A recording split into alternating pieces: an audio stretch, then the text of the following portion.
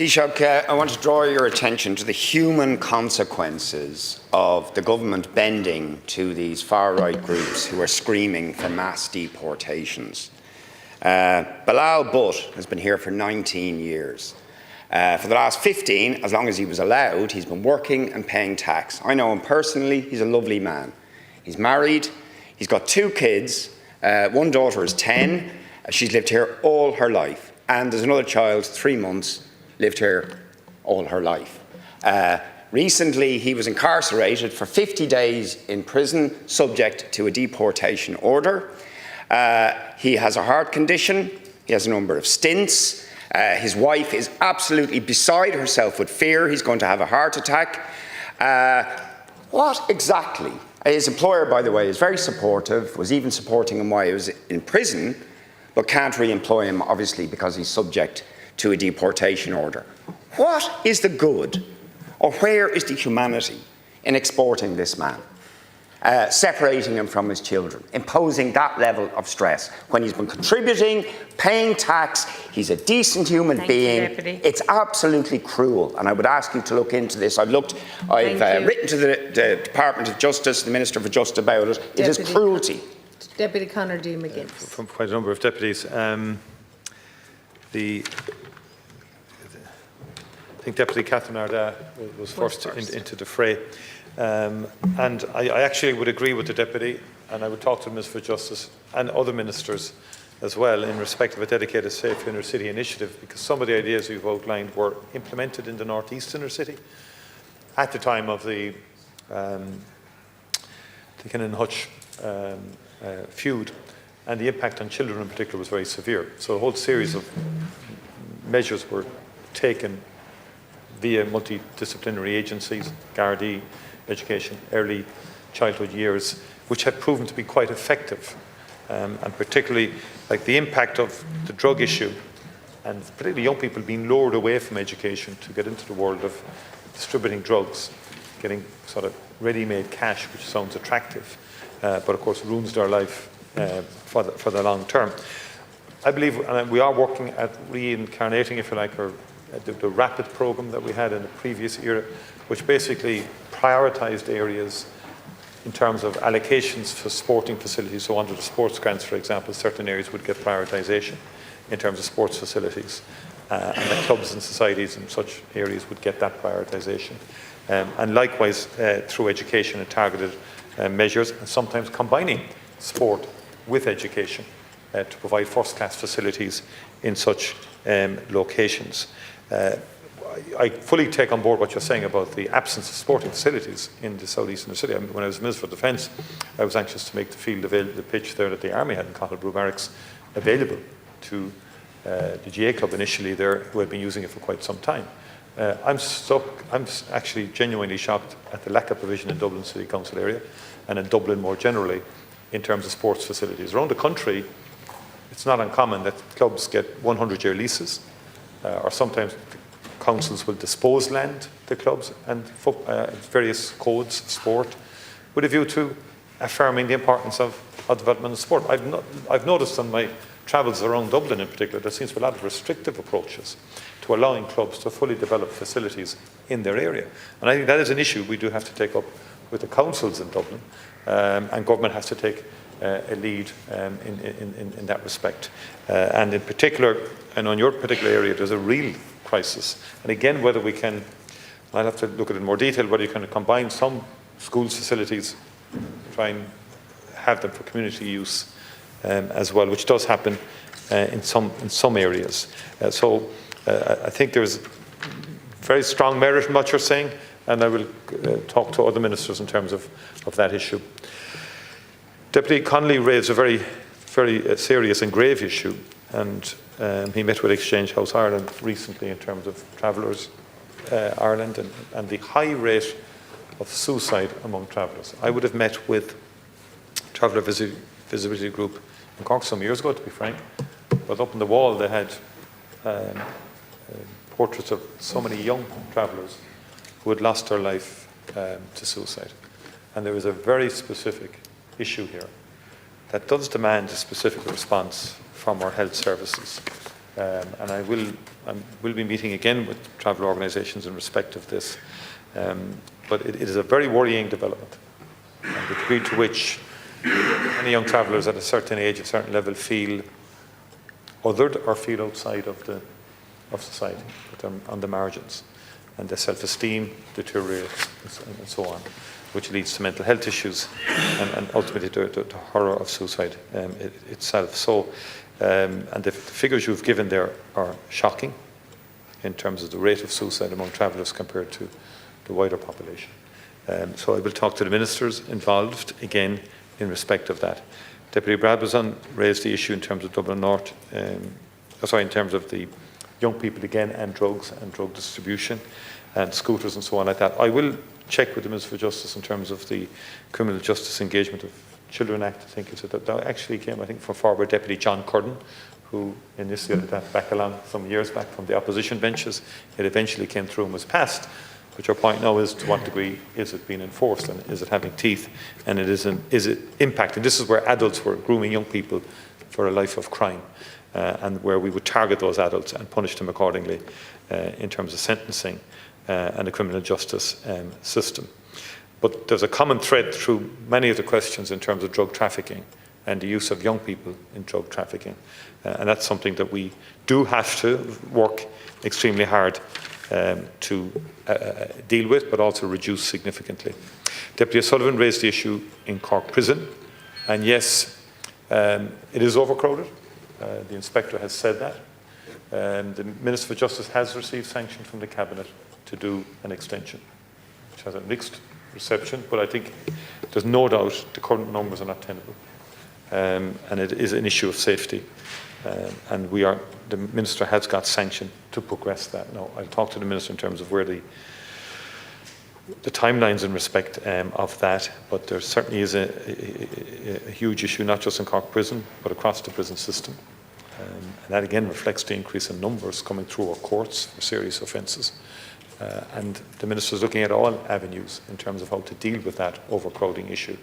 And he already has received sanction in terms of capital investment, in terms of extensions, and for Cork Prison in particular. Deputy Rory Muraku, again on the chaos in communities that occurs because of drug trafficking and the impact of drug crime in areas. You are correct in saying it needs multi-agency interventions, and I would agree 100% on that, and I think I've dealt with some of the answers in respect of Deputy Arda and Deputy Brabazon in that respect. Deputy Coppinger raised the issue of a violent extremist group emerging in terms of Gardaí investigation. I commend the Gardaí in the first instance for the work that they're doing here. There is no doubt that there's an increase in far-right violent activity, threatening activity. I believe we should allow the investigation to conclude, and we have to allow the criminal justice system to take its course. We don't want to prejudice the outcome of any criminal justice processes. This may end up in the courts. I'm conscious of that, but it is a very, very worrying development, an alarming development. I would take issue, Deputy, with you saying that politicians are somehow legitimising that. I think that's a step too far in your commentary, and it's very unfair to politicians, irrespective of people's views. And I think that should be withdrawn, because there's no excuse. There's no excuse there's no excuse for an armed group getting established. We can't blame politicians for people who take it upon themselves to set up an armed group, procure weapons and bombs. I can't. I think that's wrong to blame politicians for that. And so I would just simply make that point. That said, the campaign of far-right, sort of in certain aspects, terror is a worry. There's no doubt about that. I mean, threats to politicians has increased. Politicians have been threatened by people in that spectrum.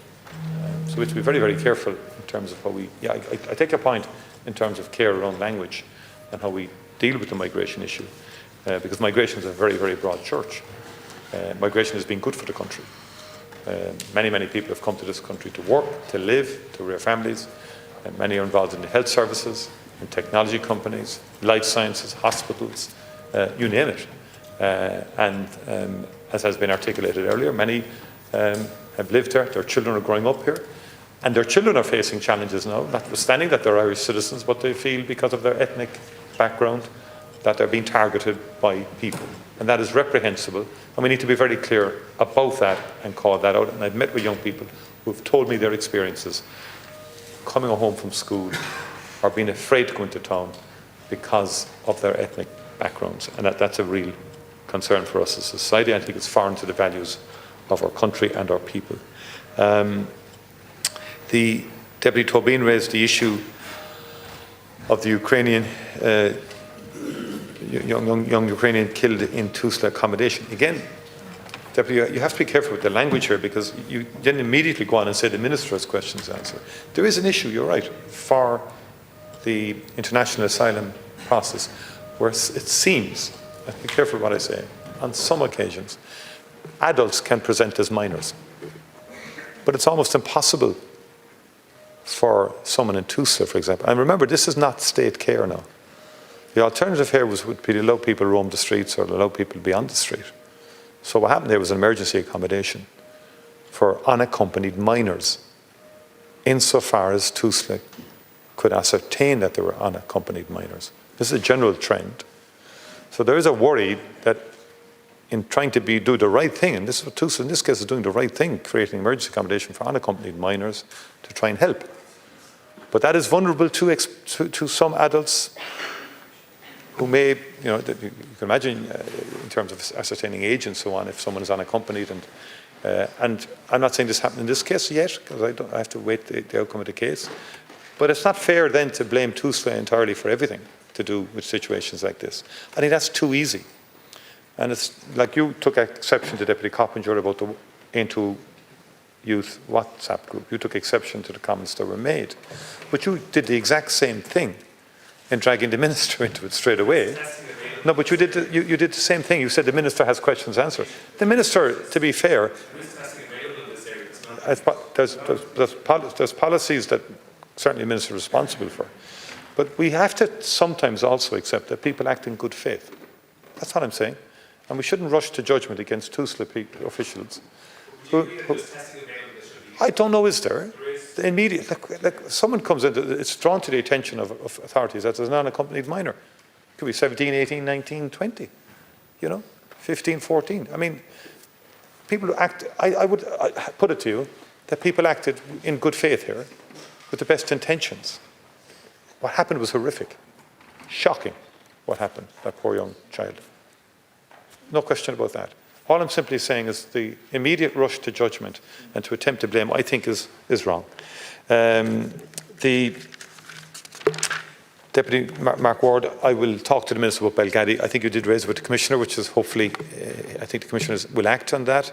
And I think you've properly raised the concerns of the community in terms of the need for visibility of Gardaí, but also the open drug scenarios that you outlined and articulated. Deputy Quaid, again, I think your language was wrong. You used a phrase, Deputy Quaid, that I congratulated the Independent Ireland. I didn't congratulate. No, you used the phrase congratulate. I never used that word, congratulate. No, but why do you do that? Through the chair, if I may. Like, why? Yeah, but why? I don't. If Mick Clifford wrote an article, it did, but it needs to be informed and evidence-based. And I think, sorry, we didn't. No, I didn't. I think it's this pejorative language, this attempt to label people is a problem. It's a problem in the House. And the left will condemn the far right and so on, but like you're not even prepared to allow people to have a discussion in the House on these issues. And I think what you're doing is counterproductive. That's all I'd say through the chair. I think it's counterproductive to shut down debate. I believe debate should be informed. I believe debate should be evidence-based, but you cannot shut it down. And then when we say things like, people are, that's wrong, Deputy. Like, I have my values in respect of people, in respect of ethnic background. And I just think, that's all I'm saying, I just think it's too much of that going on. The Catherine Day report was based on the premise of 3,500 people coming in through the asylum programme on a yearly basis. That went up to 18,000 last year. It's down close to 40% this year. There are issues around the asylum process. No point in saying there isn't, there are. And we have to manage. We have to have a robust, fair procedure. The acceleration of the first phase has happened and is happening, and people are getting the first phase of their application. Then they go and appeal, and then now the focus is on getting the appeal side done much faster, so we get an outcome. And a significant percentage of those who go through the whole process are judged to be economic migrants as opposed to those seeking refuge in accordance with the acts and so on like that. But if you say that, then you're accused of, but that is the reality. If you examine the figures that come from the Department of Justice and what's happening. But we do have to accelerate it, particularly on the appeals side, after the first phase is done. Deputy Conway Walsh, I will follow that up with the Minister for Justice. Again, these are very complex issues in terms of, or they can be, in terms of the rights of children. And historically, yes, you're correct. I mean, notwithstanding all the legislation we've passed, and the recent constitutional amendment did go to the heart of this, of the prioritisation of the rights of the child, in terms of scenarios where that you've outlined in terms of coercive control, in terms of violence, domestic violence and so forth. And in my view, the rights of the child have to be prioritised. But sometimes those rights involve having some contact with parents as well. And we all know as deputies we come across very complex family law cases where issues of access and so on constantly arise. But I have sympathy with the position you've put, and I will come back to you, and we'll ask the Minister for Justice also to revert to you on that.